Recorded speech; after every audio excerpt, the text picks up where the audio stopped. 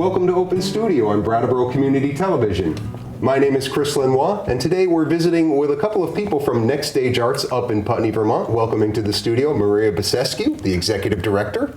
Hello, Chris. Thank you. And Barry Stockwell, one of the founders of the Next Stage Arts Space and a member of the board. Welcome. Thank you.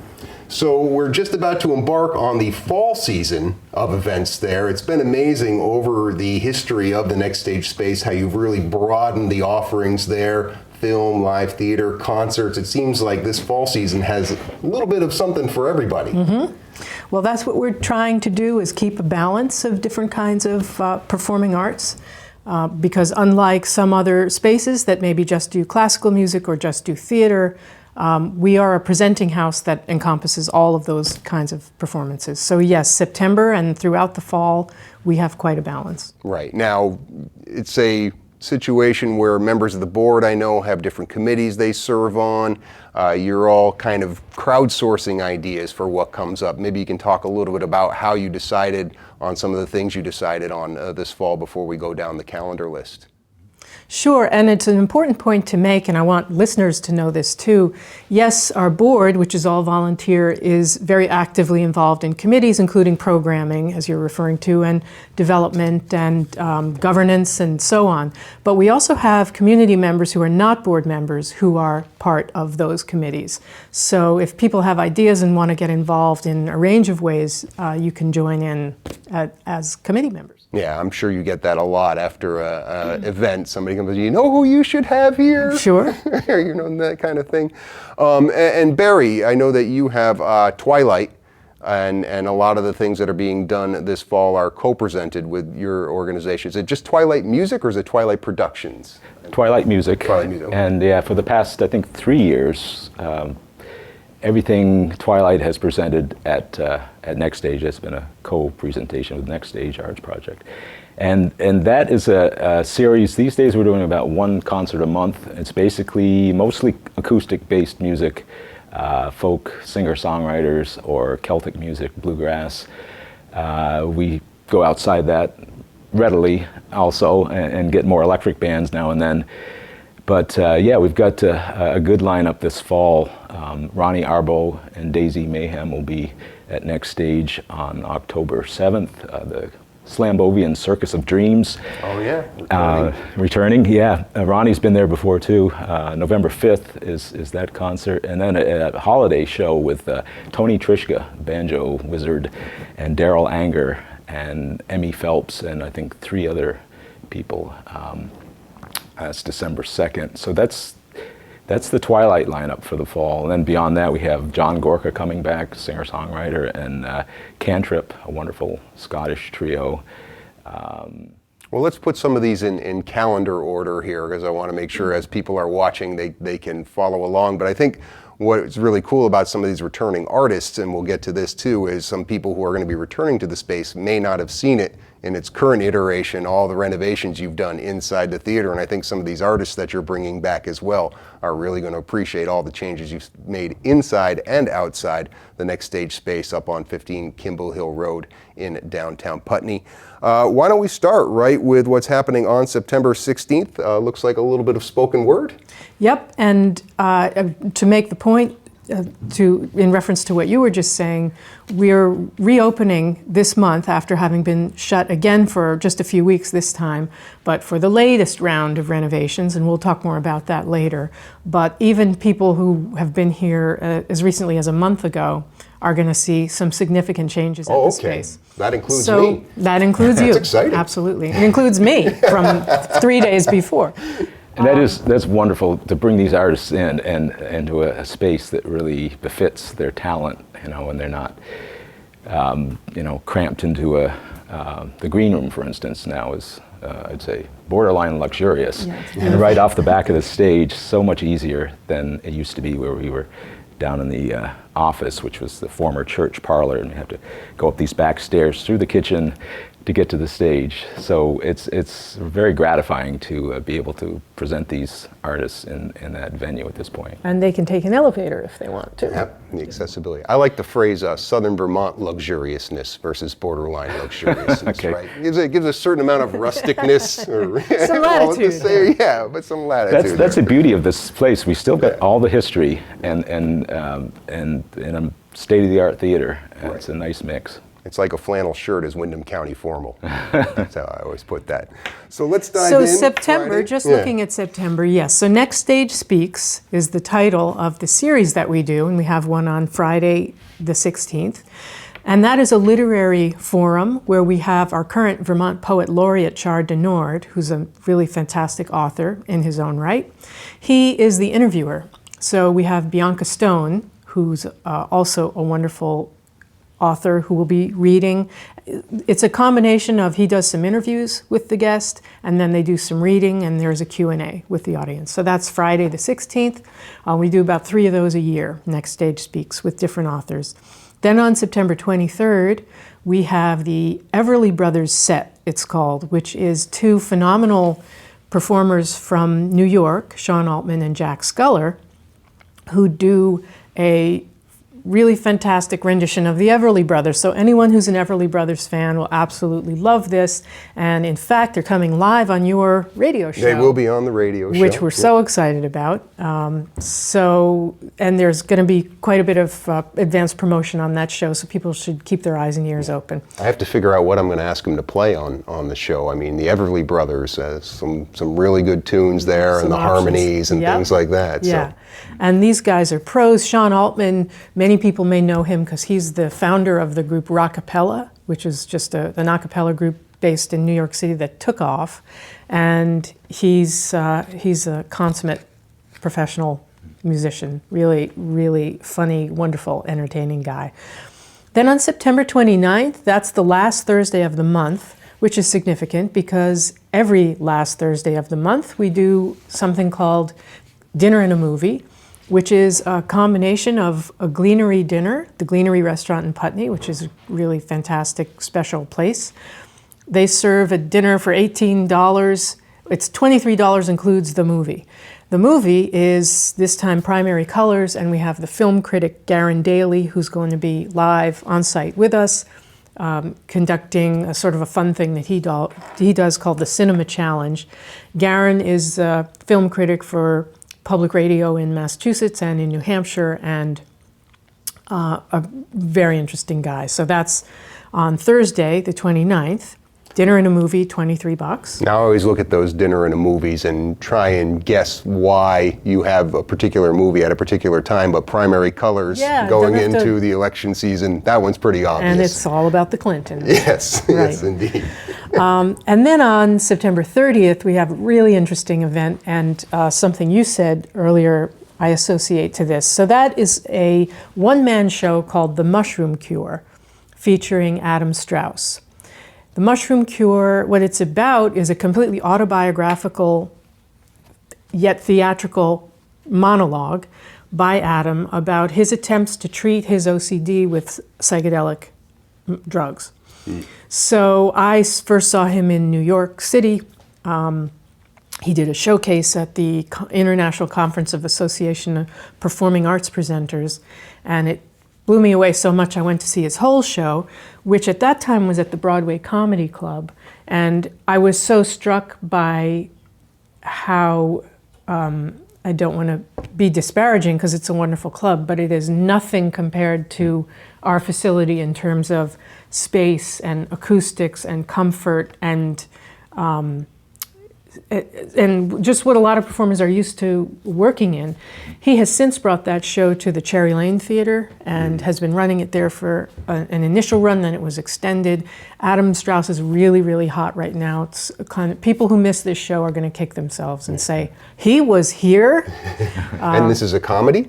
Well, Kind of? I mean, you did it at a comedy club. Definitely, I think it's the New York Times, their quote about it is, he minds, what's the quote? Oh, the quote. He minds incredible laughter from disabling pain. It's a slight paraphrase, but it is absolutely incredibly funny at times.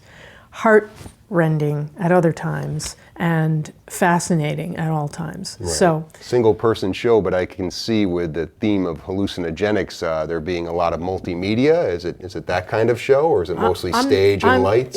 It's. I'm not going to give too much away. All right. You'll have to go and see it. They'll have to see it if they can, because I think we will sell that out. So with all of these things, people should be sure to get tickets. Right. Dinner and a movie, you make your reservations at the Gleanery, and that includes your ticket. You can also just come to the movie for a donation. But all of the other events, actually, I lie. Next Stage Speaks, you also just come, no tickets in advance. But for the Everly Set and the Mushroom Cure and most of our concerts, you can get tickets online at our website. And they're already available. Oh yeah, they're already available. All right. And that's just September. All right, that's nextstagearts.org. Why don't we keep going into October here, run through the list. The night after Adam Strauss, really excited about this jazz concert that Dre Hobbs, our own local wonderful jazz musician, has put together. And he has managed to get Kendra Shank, who is an outstanding jazz vocalist, for those who may not know her, and a fantastic band. So they'll be doing a jazz show October 1st. That's a Saturday night. Then Ronnie Arbo, Barry mentioned, Twilight show.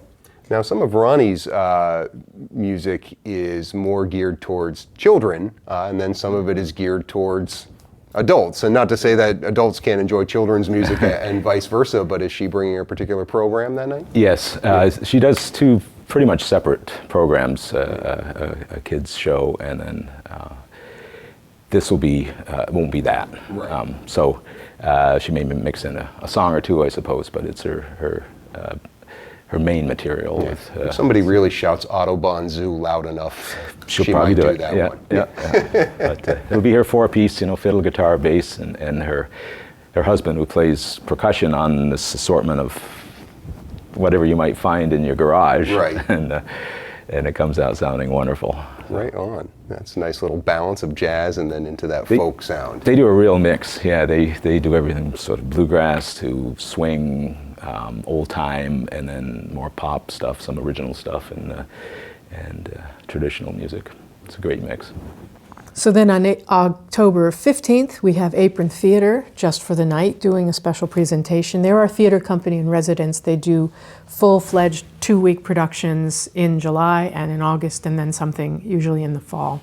And that's phenomenal quality theater. That was really the first thing I remember because you were doing films and some concerts, and then getting that resident theater company really seemed to be a thing that catapulted you all in terms of people knowing about you, and obviously bringing in casts and things like that from the local area. Does Apron mostly draw from local talent, or? Yes, it's community theater. That includes quite a few professional actors that we have here. And what's so special about it is the quality of what they do in terms of the acting and the directing, and technically. They keep pushing our capacity technically to new heights. And their August production was a stellar example of that. But people unfailingly leave an Apron production kind of gape-jawed, that they can't believe the quality of what they just saw. So we're very, very proud of them. One of the directors of Apron Theater is Hallie Flower, who's also the executive director of NEYT, New England Youth Theater, and Carla Baldwin, who runs the theater department at the Putney School. But this is separate from that for each of them. Yeah, I think one thing that might be good to point out is with our programming, there are themes that run through. There's series, and the Apron Theater Company, Twilight Music, Yellow Barn is one of our partners, and like Next Stage Speaks, that things that happen again and again. So I think it's important for people to realize if they go to an event and they enjoy it, there may be another one very much like it in a month or two. And that helps us with the promotion of all these events. If people realize that this happens on a regular basis, they can kind of look out for it. So it's not like reaching out every time to people and say, hey, we have a spoken word event. It's nice when if people realize that these things are recurring. And one of the nice things that we're really trying to build on is there's a folk community, a folk audience, for example, here. And so we love that, we know there'll be pretty loyal audiences to really high quality folk that we do. And same is true for theater or jazz and so on, literary events. But we're trying to help crossover among these art forms so that people are getting more exposure to types of cultural events that they haven't seen before and realize that they also love. Yeah. So we have the opportunity to do that too. October 21st, Pulitzer Prize winning author Tim Weiner is coming back. Tim is a graduate of the Putney School. He has a new book out about Nixon. And so that's going to be fantastic. October 22nd, the next night, Patty Larkin is coming back. This is at least her third time, if I remember correctly. She's been there several times before, and I think she also will be blown away by the difference from the artist's point of view of performing there. So we're really excited about that. The next day, speaking of the diversity of talent we have in Windham County, Lisa McCormick is going to have a ukulele workshop. Oh. It's not a performance, just a daytime thing. Right. She has started a fire with ukulele in our community. Small fire, it's ukulele. But so we're so happy that Lisa will be coming there. And then something I'm so excited about, between October 24th and November 4th, as Barry said, Yellow Barn is a close collaborative partner for Next Stage. So they have the musical group Third Stream Percussion coming to Next Stage to do a 2-week residency where they're just going to be rehearsing in that space for 2 weeks. But then what they're rehearsing is the film score to a movie, Paddle to the Sea.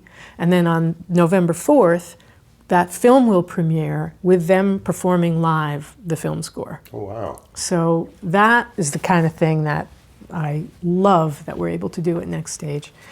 November 5th, Slambovian Circus of Dreams, to go from classical to rock, whatever you call them. They're one of the most rockin' bands that we get. Yeah. And you never know, they usually have something up their sleeve. Last time we dropped the screen behind them and they had this video that played, I think, through the whole concert. Yeah. And so it was kind of a multimedia event, and it really worked well. We hadn't done that before. It was nice, and who knows what There's they have some this time. clips of that on our website if people want to see, because it's very hard to describe. Good to know.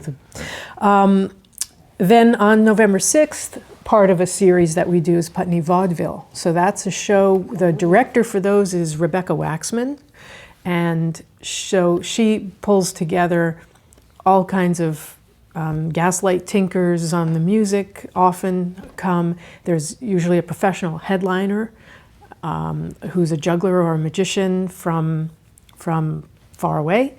And then there's a whole series of local talent, kids, adults, really quite phenomenal, not amateurish at all, remarkably so. And that's very much a family event. Kids welcome, they're on the stage, they're in the audience, we love that.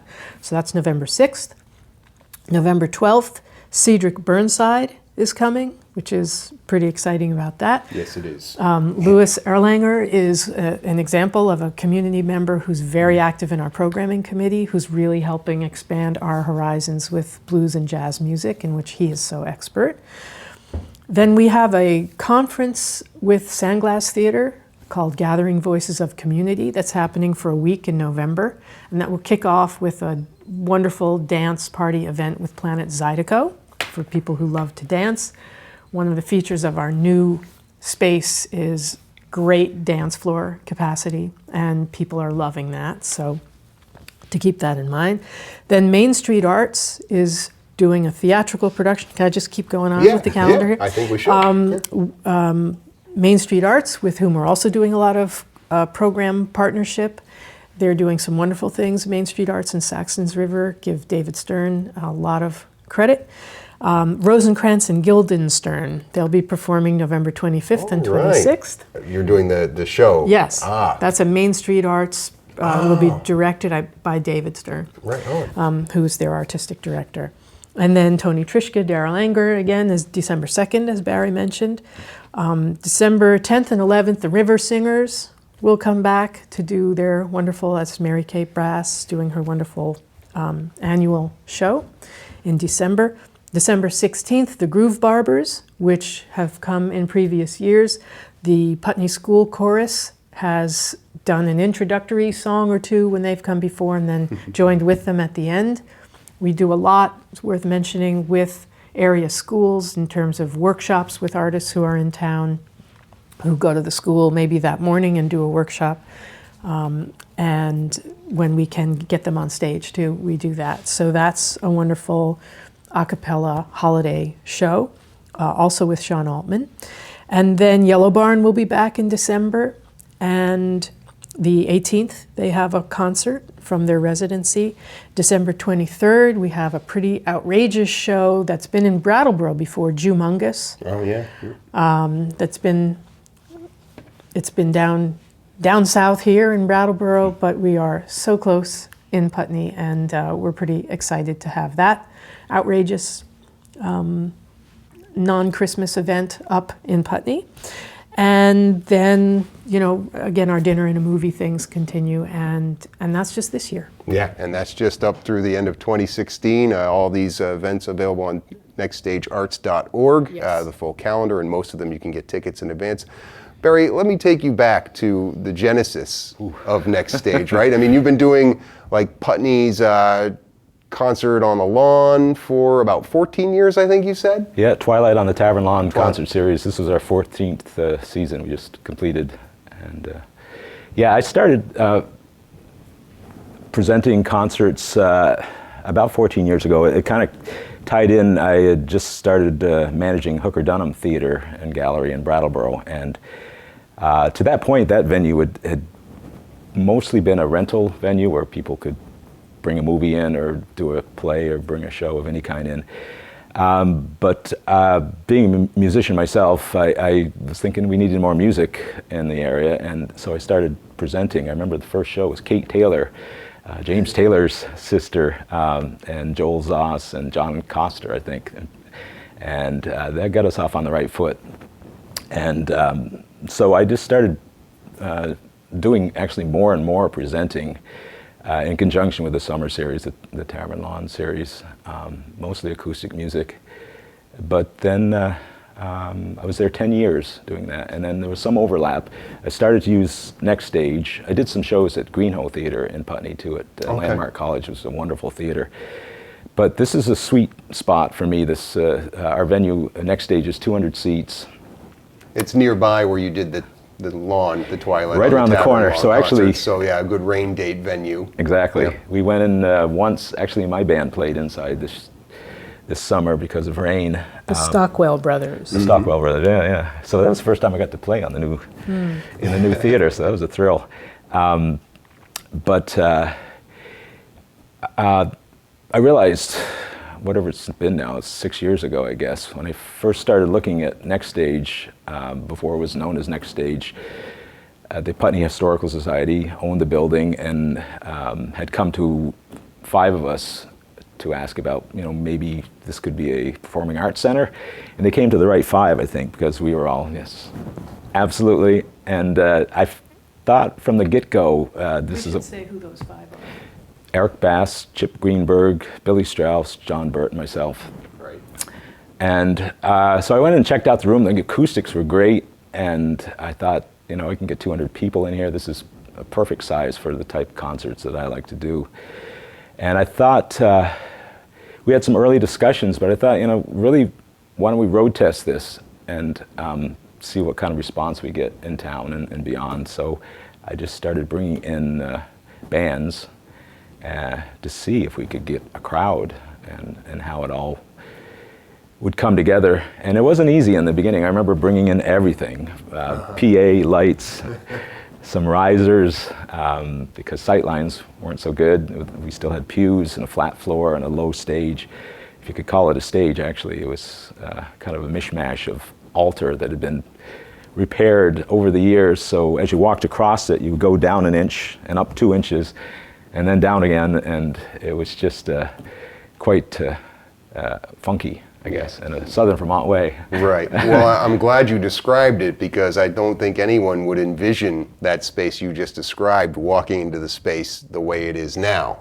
So just to real quickly update on what's happened, We're with the Historical Society. Next Stage embarked on a fundraising campaign, but after we were already programming in the space, and raised. We are about $80,000 shy of $1.72 million right now. So there's been massive renovation, restoration of historic features, and changes in seating, sight lines, as we said, made it accessible now. Sound, lights, the whole thing is just phenomenally different, much more comfortable and beautiful, with lots of volunteer donation of time and talent and energy. But I mentioned people can still support the capital campaign.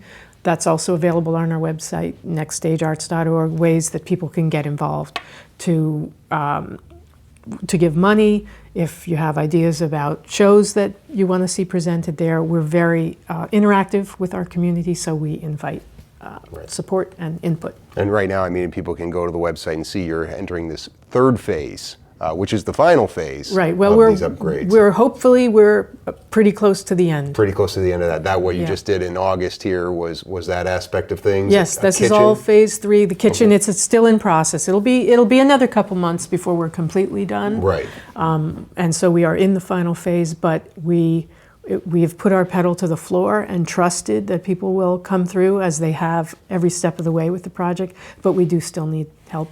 Yeah, well, you talk about that relationship you have with the community, and then I think, Barry, what you were just saying too about we're going to test drive this and we're going to see what the community thinks about it, and I think that they were ready for something like this up in Putney. I mean, was that your sense? Yeah, we got the feeling that this was going to work pretty early on, and this, there were people that questioned the wisdom of it all, but I think once they just started to see it happen, and what it brought to the town and to the building, it'd been a center, a hub for 175 years. And not just for Putney, I want to make that point. We're pulling a lot of people from Brattleboro, and actually about 50-mile radius regularly are coming from the Hanover area, from Western Massachusetts, and Bennington area, and increasingly we are seeing signs of being a destination for further out, which is good not only for Putney, but for the whole surrounding region. We don't see ourselves as in competition with Brattleboro. We work with the Latches Theater and NEYT, and wherever we can build collaborations, because we see this as the idea is win-win for Southern Vermont as a whole. But we really welcome people from Brattleboro up our way for sure. Absolutely, and what I was wondering, with that community in Putney, a small community, an artistic community, but probably a community that, even though they want more arts, more accessible, they also want to keep things small, right? I mean, that's kind of the tension when you're doing a project like this, is making sure it still stays true to the scale of, well, it's a village, right? You're in basically Putney Village in that downtown area. But I think you really feel like you've accomplished that. I haven't heard anybody say it's a situation where, gee, they're kind of bringing too many outsiders to the area. No, we have not heard that criticism either, but it's also true. The space is designed to accommodate the community. We're not a 1,000-seat hall, and we don't want to be. We can pack in 200 people, but you can have a fantastic show there with 40 people too. There's the way you feel in the audience there. So I think we are scaled appropriately for the town that we're in. Yeah, I mean, it's every time I've been up there, both before the renovations, after the renovations, the quality of the shows I've seen, and just the vibe of the place. Now that it's in the new space with the new lighting and the new sound and everything, it's just really a great experience. I encourage everyone to go see it. Thank you. Appreciate you coming on today and sharing it with the audience. Well, it's great to be here. Thank you so much. Nextstagearts.org, once again, is the website where you can get a full calendar of events. You can also go there to purchase tickets for many of these events in advance. I'd like to thank Maria Basescu and Barry Stockwell for joining me on Open Studio today. You can go to the BrattleboroTV.org website to watch this episode on demand and to check for times when it'll air again.